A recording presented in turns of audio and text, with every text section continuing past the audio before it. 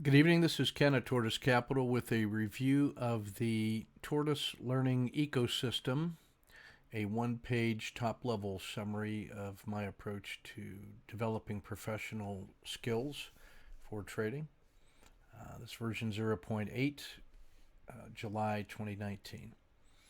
So I'm going to talk about this capstone process here, a plan, prepare in order to be ready to execute and assess. I'll talk about briefly how we plan to prepare through our learning strategies and content.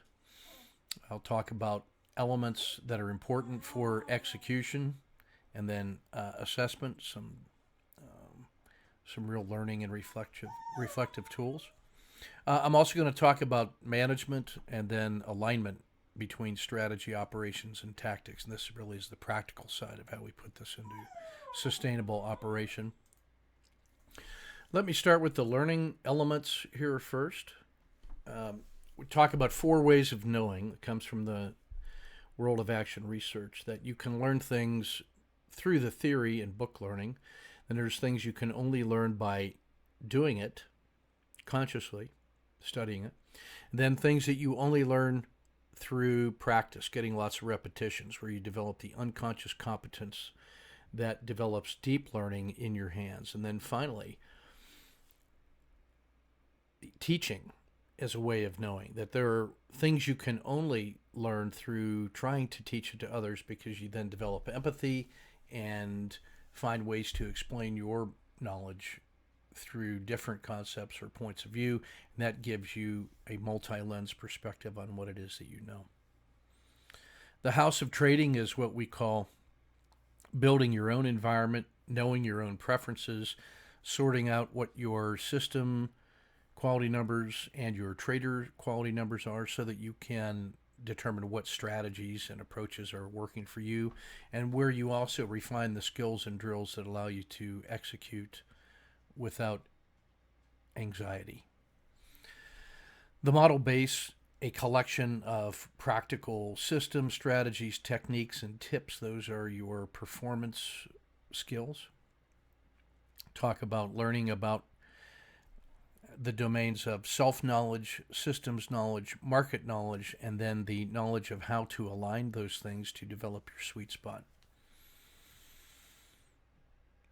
We talk about building your own body of knowledge, or at the end of that, your book of trading knowledge, and all of the cognitive skills that you have to develop in order to develop a robust body of knowledge for your professional craft. You have to be able to imagine where to look, then quickly scan, detailed scouting, conducting research of what you find, testing with some rigor those things that look promising, knowing how to accept the results that seem to work into your confidence and into your production, knowing which elements or subsets of your knowledge need to be increased or emphasized, which to be reduced, which to retire, and all of that goes into writing your own dynamic book. This body of knowledge, this book of knowledge,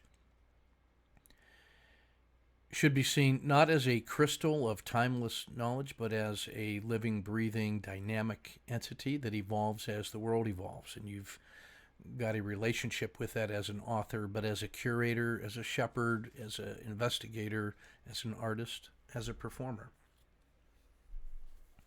The principles of learning that we talk about are the importance of documentation and evidence, the efforts towards continuous improvement, that the learning never stops, that we're trying to find measurable ways to improve practically.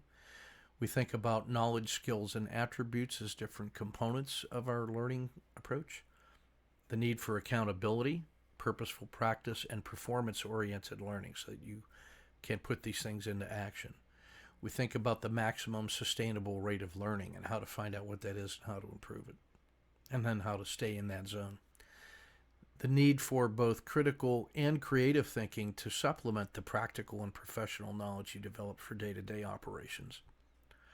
And then the essence of trading as a craft knowledge approach, which is practical, professional, action-oriented, results-oriented, and knowable, as opposed to perhaps mystical.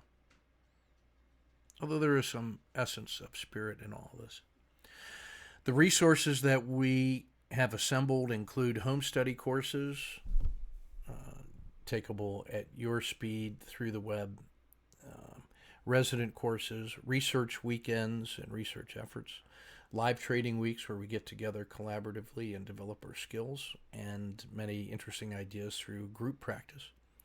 Repositories like Dropbox, YouTube, assorted white papers and info papers, sets of flashcards that crystallize big ideas into a blink of Gestalt learning.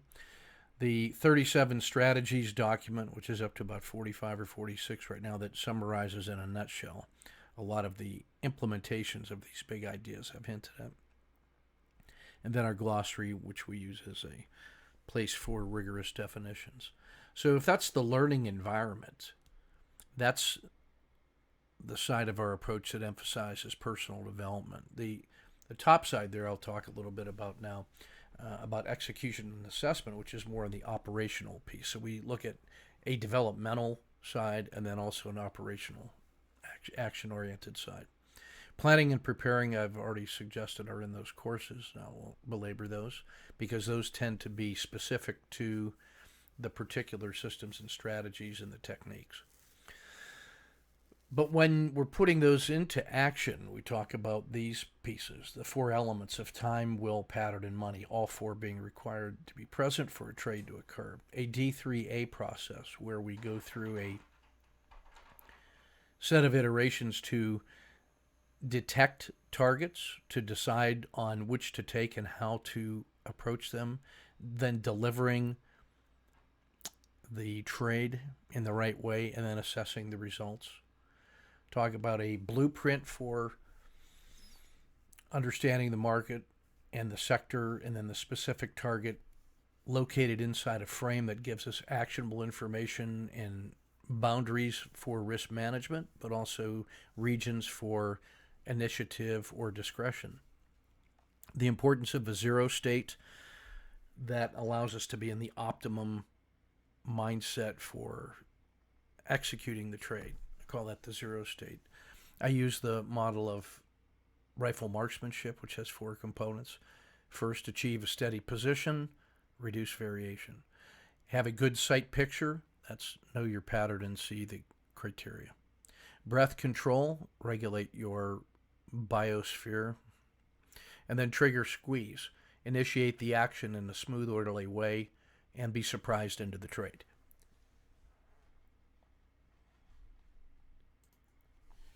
And then once we're in that trade, from the entry, the real work begins in trade management, where we continually adapt, adjust, and respect the framing that we've done throughout the life cycle of the trade.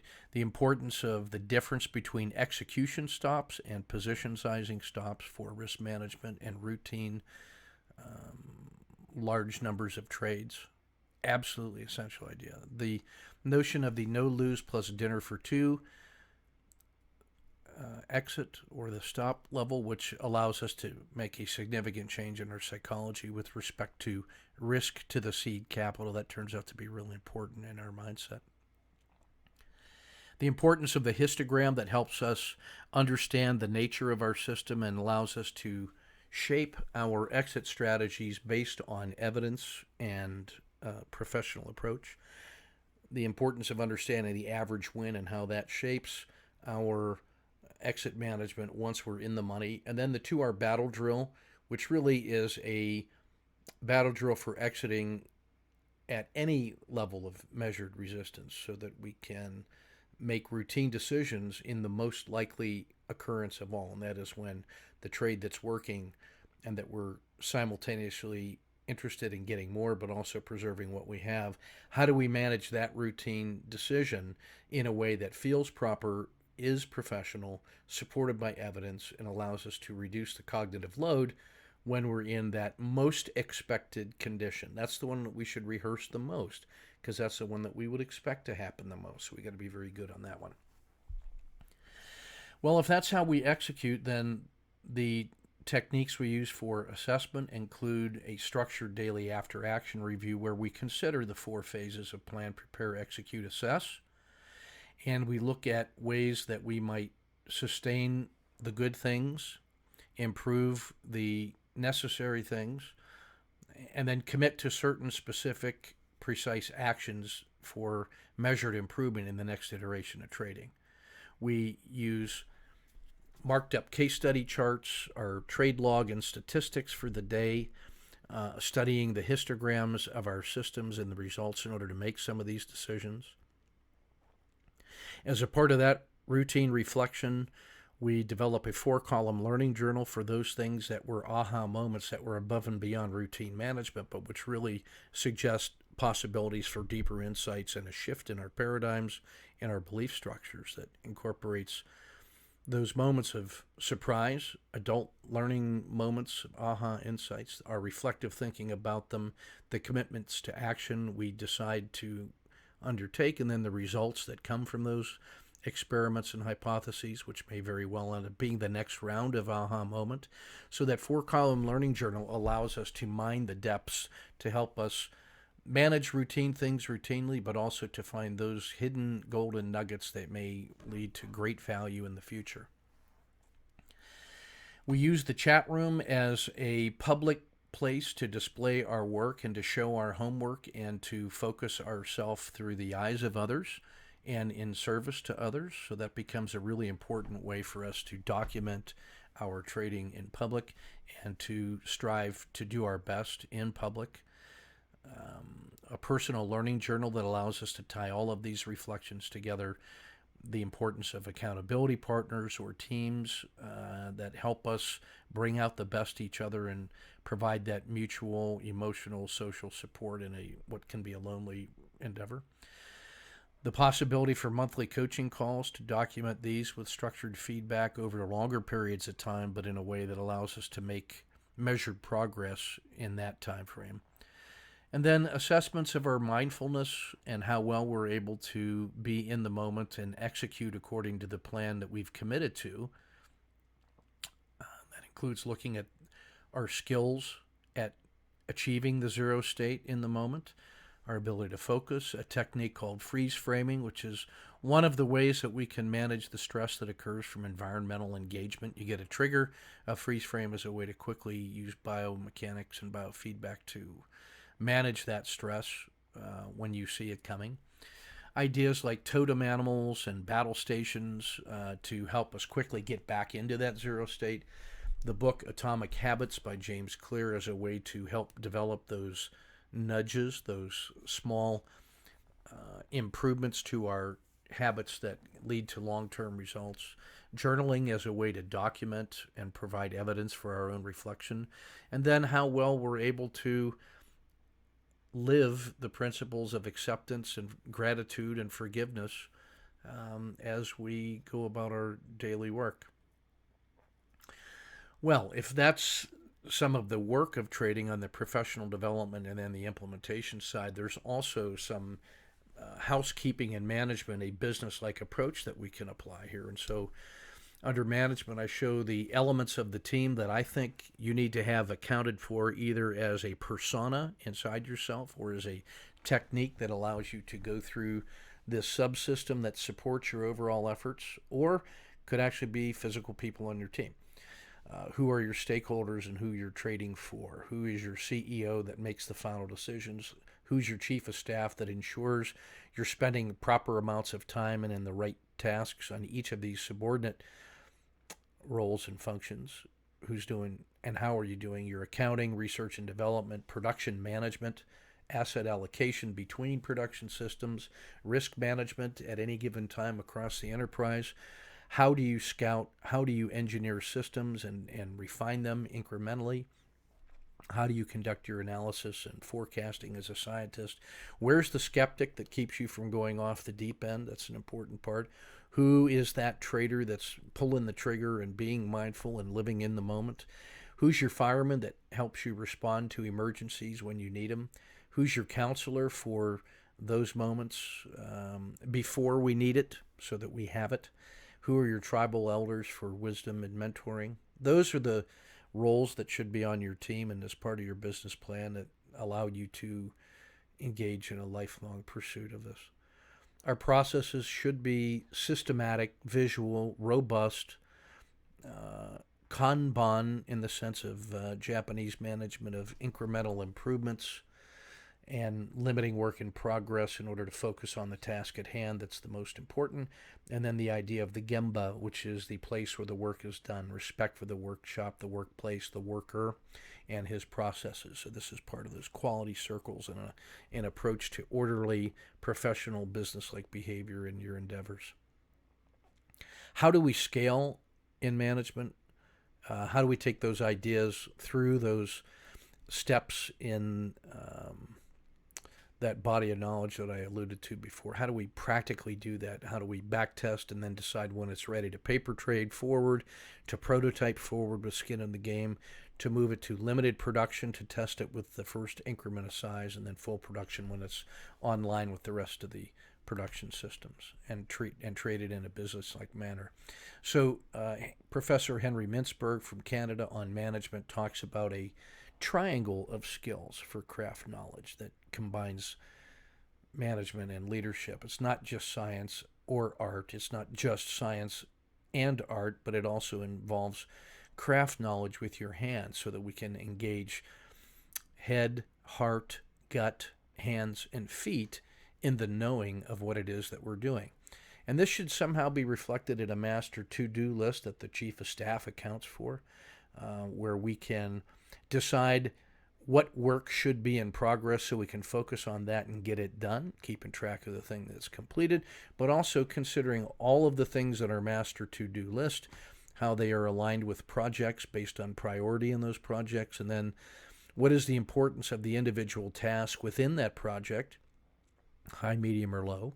What's the time urgency to get that done, high, medium, or low, so that we can then set our master priority lists, perhaps by A, B, and C, and then from that, choose 1, 2, or maximum 3 things to be able to have on the desktop ready to go. We got to have a little bit of ways to shift our attention in order to regenerate energy and interest. You can't just work on one thing to death, but limiting that work in progress to the manageable few allows us to avoid being diluted by the myth of multitasking and yet still respond to our need for newness and insight and fresh things. So this is all about Kanban and Pomodoro technique and making progress in a measured way every day. So the things that come out of our assessments and learning journals and action commitments and research studies get onto this list, and then the Chief of Staff is ruthless about deciding how we're going to focus our attention and what things we're going to outsource. And then finally, maintaining alignment of our enterprise, starting with our strategy of who we are, what our purpose is, and our identity, our mission statement, and the values that we adhere to and espouse. And then the tactics that allow us to focus on the immediate thing at hand and fencing off the distractions so that we can get the outcomes we want with proper performance and then in a sustainable way. And then the operations that live between strategy and tactics that allow us to take these word clouds and feelings and turn that into organized use of applied resources, considering both timing and phasing and coordination between supporting activities in order to set up tactics for success. So all of these things taken together represent an approach to both learning and operations and then ongoing management in a way that allows us to plan, prepare, execute, and assess while being ready for this transition. Between preparation and execution, there's an all-important skin in the game, ready to play moment of readiness.